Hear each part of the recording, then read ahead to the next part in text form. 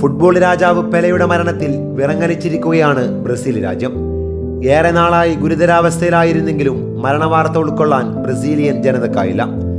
ബ്രസീലിനെ ഫുട്ബോളിലെ പ്രമുഖ ശക്തികളിലൊന്നായി ഉയർത്തിയതിൽ നിർണായക പങ്കുവഹിച്ച പെലെയുടെ മരണമറിഞ്ഞ് പലരും പൊട്ടിക്കരഞ്ഞു. ഐതിഹാസികമായ 10-ാം നമ്പർ ജേഴ്സി അണിഞ്ഞാണ് പലരും തെരുവിലിറങ്ങിയത്. രാജാവെ വിട എന്നെഴുതിയ കൊടികളുമായി ആരാധകർ തെരുവിലെത്തി. കഴിഞ്ഞ രാത്രി രാജ്യത്തെ പ്രധാന കെട്ടിടങ്ങളിലും സ്റ്റേഡിയങ്ങളിലും വെളിച്ചം വീശി പെലെയുടെ രൂപം ചിരിതൂകി നിന്നിരുന്നു.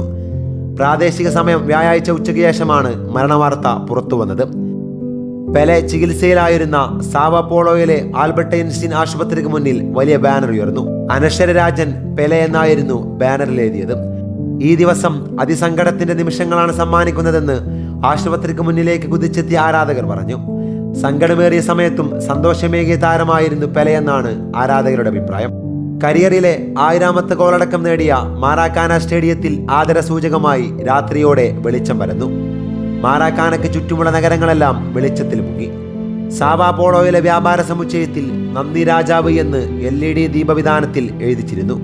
റിയോയിലെ ക്രൈസ്റ്റ് ദി റെഡീമർ പ്രതിമയും ആദരസൂചകമായി രാത്രി മുഴുവൻ വെളിച്ചമണിഞ്ഞു.